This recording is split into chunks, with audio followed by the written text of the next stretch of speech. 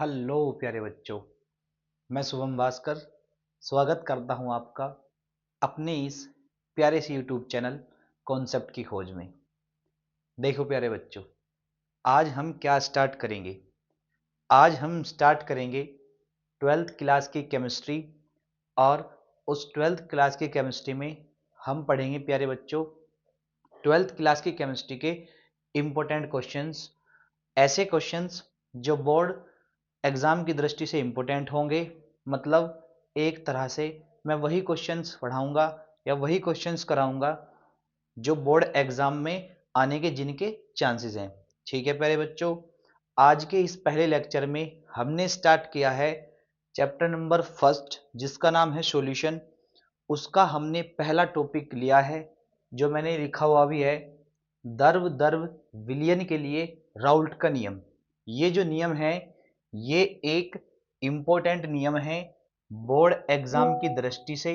इसलिए आज हम सबसे पहले इम्पोर्टेंट टॉपिक जो है हमारा द्रव द्रव विलयन के लिए राउल्ट का नियम उसे समझेंगे। ठीक है प्यारे बच्चे, चलिए स्टार्ट करते हैं आज का अपना पहला लेक्चर। ठीक है प्यारे बच्चों, ठीक है। देखो, मान लीजिए मेरे पास क्या है, एक ये कंटेनर है। क्या है प्यारे बच्चों, एक ये कंटेनर है। और इस कंटेनर मतलब इस बर्तन में हमने क्या ले रखा है, कोई लिक्विड ले रखा। मान लीजिए मैंने इसमें ये कोई लिक्विड ले रखा है, मतलब कोई द्रव ले रखा है। ये मैंने इसमें भर रखा कोई द्रव। ठीक है, ये मैंने इस बर्तन में क्या भर रखा प्यारे बच्चों, एक द्रव भर रखा। ठीक है, इस द्रव को भरने के बाद मैंने क्या करा, एक और द्रव, मान लीजिए मैंने इसमें एक द्रव और भरा और उस द्रव को मैं दिखा रहा हूं अलग कलर के पेन से दिखा रहा हूं। देखो ध्यान से देखना, मैं उसे दिखा रहा हूं अलग कलर के पेन से।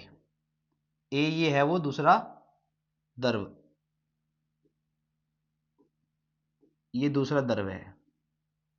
ठीक है प्यारे बच्चों, ये है वो दूसरा द्रव, ये मैंने इसमें भर दिया दूसरा द्रव। मतलब ये जो मेरे पास कंटेनर है या जो बर्तन है, इसमें मैंने क्या लिए, दो प्रकार के द्रव लिए हैं। जो द्रव मैंने व्हाइट कलर के पेन से दिखाया, मान लीजिए वो द्रव है ए। और जो द्रव मैंने पीले कलर के पेन से दिखाया है, मान लीजिए वो द्रव है बी। क्या है प्यारे बच्चों, वो द्रव है बी। ठीक है, जो द्रव ए है उसे मैं घटक ए कहूंगा और जो द्रव बी है उसे मैं घटक बी कहूंगा। मतलब इस विलयन में दो घटक हैं, एक घटक ए है और एक घटक बी है। ठीक है प्यारे बच्चों, ठीक है। चलिए मैं कह रहा हूं कि ये जो घटक ए है, इस घटक ए का जो आंशिक वाष्प दाब होगा वो कितना होगा, वो होगा प्यारे बच्चों पी ए।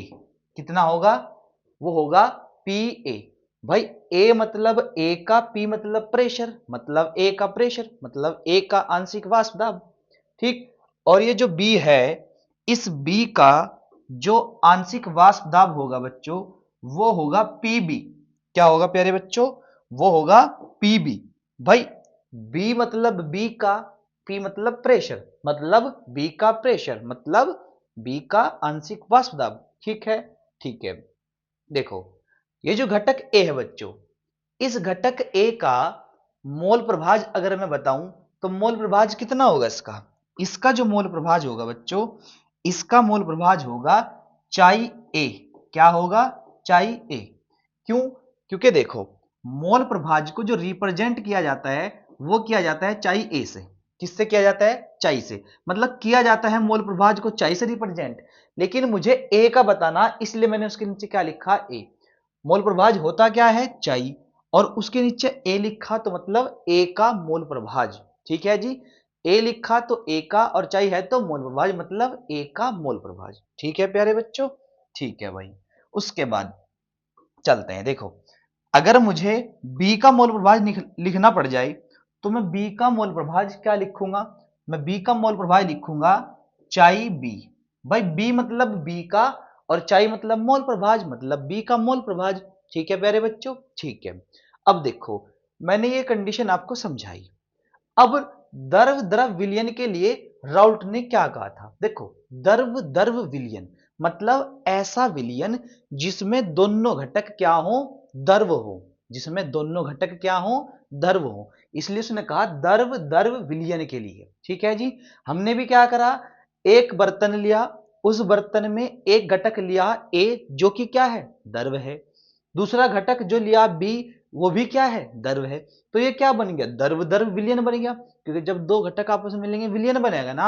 और वो कह रहा द्रव द्रव मतलब हमें दोनों घटक क्या लेनी, द्रव लेनी है। ठीक है प्यारे बच्चों, ठीक है। तो घटक ए भी द्रव है और घटक बी भी द्रव है। घटक ए का जो आंशिक वाष्प दाब है वो पीए है, घटक बी का जो आंशिक वाष्प दाब है वो पीबी है। घटक ए का जो मोल प्रभाज है वो कितना है, चाहिए है, और घटक बी का जो मोल प्रभाज है वो कितना है, चाई बी है। ठीक है प्यारे बच्चों, ठीक है। अब उसने कहा क्या था ये देखो आप, द्रव द्रव विलीन के लिए राउल्ट के नियम ने क्या कहा था, उसने कहा था कि किसी निश्चित ताप पर, किसी निश्चित ताप पर द्रव द्रव विलयन में उपस्थित, द्रव द्रव विलयन में उपस्थित किसी घटक का आंशिक वाष्प दाब उस घटक के मोल प्रभाज के समानुपाती होता है। मतलब इस द्रव द्रव विलयन में उपस्थित किसी घटक का आंशिक वाष्प दाब इस घटक के मोल प्रभाज के समानुपाती होगा। मतलब जितना ज्यादा आंशिक वाष्प दाब होगा उतना ज्यादा मोल प्रभाज होगा, और जितना ज्यादा मोल प्रभाज होगा उतना ज्यादा आंशिक वाष्प दाब होगा। तो ये बात बताई थी किसने, द्रव द्रव विलयन के लिए राउल्ट ने बताई थी। ठीक है जी, ठीक है। इसे मैं क्या करता हूं, इसे मैं थोड़ा साइड में करता हूं, ये मैंने करा यहां। ठीक है, ये दिख रहा होगा जी, ये दिख रहा, ठीक है बाबू, ठीक है। और मैं लिखता हूं इसके लिए, देखो जो उसने कहा मैं लिखता हूं, ध्यान से देखेंगे। किसी निश्चित ताप पर, किसी निश्चित ताप पर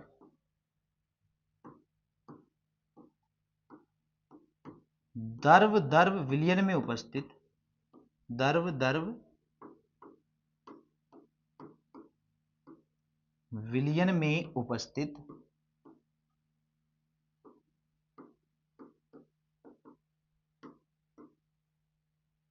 द्रव द्रव विलयन में उपस्थित किसी घटक का, किसी घटक का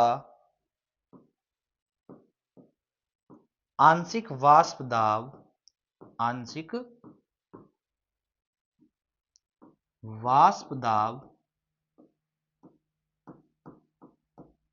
आंशिक वाष्प दाब उस घटक के, उस घटक के मोल प्रभाज के, उस घटक के मोल प्रभाज के, उस घटक के मोल प्रभाज के समानुपाती होता है, समानुपाती होता है, समानुपाती होता है। ठीक, तो यही तो बात मैंने आपको बताई कि इस द्रव द्रव विलयन में उपस्थित किसी घटक का आंशिक वाष्प दाब उस घटक के मोल प्रभाज के समानुपाती होता है। ठीक है प्यारे बच्चों, ये बात बताई थी राहुल ने। चलिए देखो मैं लिखता हूं, मैं कह रहा हूं कि माना,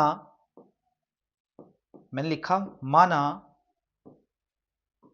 घटक ए का, घटक ए का आंशिक वाष्प दाब, घटक ए का आंशिक वाष्प दाब, हमने लिखा माना घटक ए का आंशिक वाष्प दाब वो कितना है, पीए है। कितना है प्यारे बच्चों, पीए है।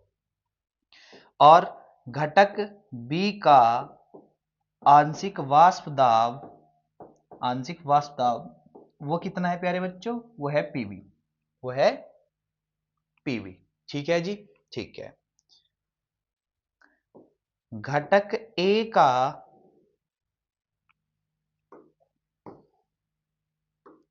मैं लिखा घटक ए का मोल प्रभाज, घटक ए का मोल प्रभाज वो कितना होता है प्यारे बच्चों? वो होता है चाई ए। कितना होता है? चाई ए। घटक ए का मोल प्रभाज होता है चाई ए। और चाई ए कैसे निकाला जाता है? मतलब चाई ए का फॉर्मूला क्या होता है? वो होता है N A upon N A plus N B. भाई जिसका मोल प्रभाज निकालना होता है उसके मोल ऊपर रख दो और टोटल मोल नीचे रख दो, उसका मोल प्रभाज आ जाएगा। इसी प्रकार घटक बी का मोल प्रभाज वो कितना हो जाएगा? चाई बी। और चाई बी बराबर फॉर्मूला हो जाएगा N B upon N A plus N B. मतलब टोटल मोल नीचे और जिसका मोल प्रभाज निकालना उसके मोल ऊपर। ठीक है प्यारे बच्चों, तो ये हुई मोल प्रभाज की बात। इसे आप नोट कर लो, फिर आगे को चलते हैं। ठीक है, चलिए स्क्रीनशॉट ले लो। ठीक है, चलिए देखिए। अतः राउल्ट के अनुसार, अतः राउल्ट के अनुसार, राउल्ट ने क्या कहा? देखियो, राउल्ट ने यही तो कहा क्या कि जो पी ए है वो डायरेक्टली प्रोपोर्शनल है किसके? चाई ए के। मतलब पी ए समानुपाती है किसके? चाई ए के। ठीक है प्यारे बच्चों, ठीक है। ऐसे ही उसने कहा कि जो पी बी है वो डायरेक्टली प्रोपोर्शनल है किसके? चाई बी के। किसके? चाई बी के। मतलब समझो ना आप, उसने कहा कि जो विलयन है, द्रव द्रव विलयन, उसमें उपस्थित जो घटक है उस घटक का आंशिक वाष्प दाब उस घटक के मोल प्रभाज के समानुपाती होता है। तो ऐसे ही पी ए समानुपाती किसके? चाई ए के। और पी बी समानुपाती किसके? चाई बी के। ठीक है प्यारे बच्चों, ठीक है। हम क्या करेंगे? हम इस समानुपाती के चिन्ह को हटाएंगे। जब मैं इस समानुपाती के चिन्ह को हटाऊंगा तो क्या होगा? मैं करूंगा पी ए बराबर, पी ए बराबर, मैं लिखा पी ए बराबर क्या? पी ए नॉट इंटू क्या? Chi A. P A not बराबर इंटू क्या? Chi A. और इधर भी क्या? P B is equals to क्या? P B not into chi B. ठीक है प्यारे बच्चों, और इसे मैं कर दूंगा एक बॉक्स में बंद। ठीक है जी, ये मैंने करा इसे बॉक्स में बंद, और इसे भी हमने करा एक बॉक्स में बंद। ठीक है जी, ठीक है। अगर कोई पूछे कि ये जो पी ए नोट है, ये पी ए नोट क्या है और ये कैसे आया? ठीक है, पी ए नोट क्या है? तो देखो मैं लिख देता हूं, जहां जहां तू है वहीं मैं हूं, है ना काजल? देखो, जहां P A naught is equals to A का शुद्ध अवस्था में, ए का शुद्ध अवस्था में वाष्प दाब, वाष्प दाब। मतलब पी ए नॉट ए का शुद्ध अवस्था में वाष्प दाब है। और ये कब है? ये जब है जब उसमें ए ही ए है, बी उसमें नहीं है। क्यों? क्योंकि वो तभी तो शुद्ध होगा ना जब उसमें ए ही ए होगा, बी उसमें होगा नहीं, तभी तो वो शुद्ध होगा ना। ठीक, तो पी ए नॉट ए का शुद्ध अवस्था में क्या है? वाष्प दाब है। क्या है प्यारे बच्चों? वाष्प दाब है। ऐसे ही इधर जहां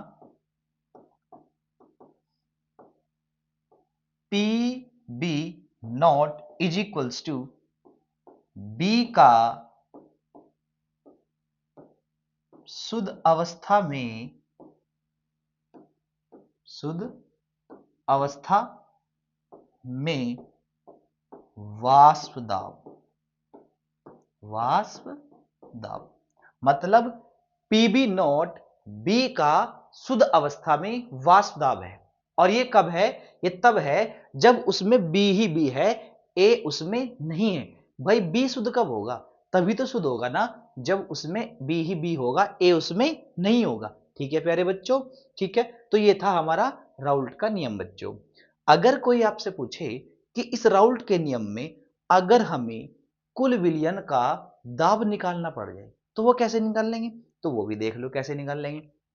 कुल दाब बराबर होता है, देखो, कुल वाष्प दाब, कुल वाष्प दाब, वो क्या होता है फॉर्मूला, वो होता है P बराबर P A plus P B. कितना होता है, P बराबर P A plus P B.